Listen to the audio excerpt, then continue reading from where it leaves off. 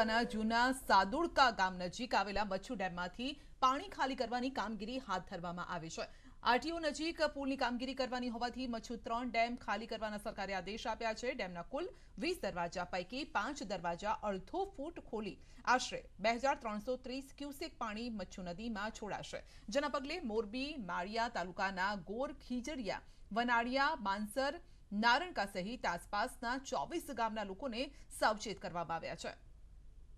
Special એ છે કે અપસ્ટ્રીમમાં RTO વાળો જે બ્રિજ બનાવવાની કામગીરી છે, ગયા વર્ષે પણ આની મંજૂરી આવેલ હતી, પરંતુ સમયગાળાની પાબંદીના કારણે એ લોકો કામ નહોતા કરી શક્યા। એટલે આ વખતે વહેલી તકે 4 મહિનાનો જેવો એને સમય મળે એના થઈને વહેલી મંજૂરી આવેલ છે। જે મંજૂરી અન્વયે ડેમનું 256 MCLP જેવો જથ્થો નદીમાં વહેડાવવામાં આવશે અને એનાથી મચ્છુ 3 ડેમની ડાઉનસ્ટ્રીમમાં આવતા 12 થી 15 જે ચેકડેમો જે છે એ બધા ચેકડેમોમાં પાણીનો સંગ્રહ થશે।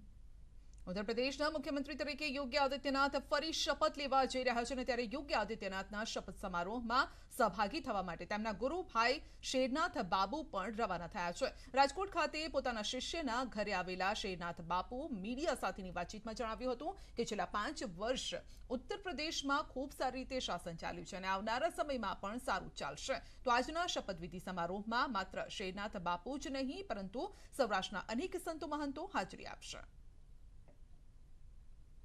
અમારો શુભ સંદેશ આપણો સૌનું ગૌરવ યોગીજીએ યુપીમાં ફરીવાર જીત મેળવી અને ત્યારે એમને રાજતિલક થઈ રહ્યું છે, કેબલ લઈ લ્યો। સદગુરુ પરમાત્માને પ્રાર્થના જન સમાજના હિત માટે, કાયમને માટે ભારત આગે હતું અને આગે રહે, આપણે સૌ આગળ વધીએ, સહભાગી બનીએ। આજે સાંજે અમદાવાદના રિવરફ્રન્ટ પર આઈપીએલની ગુજરાતની ટીમનો જોમ ઉત્સાહ વધારવા માટે જાણીતા સિંગર ઈશાની દવે પોતાનું ધમાકેદાર પરફોર્મન્સ આપવાના છે।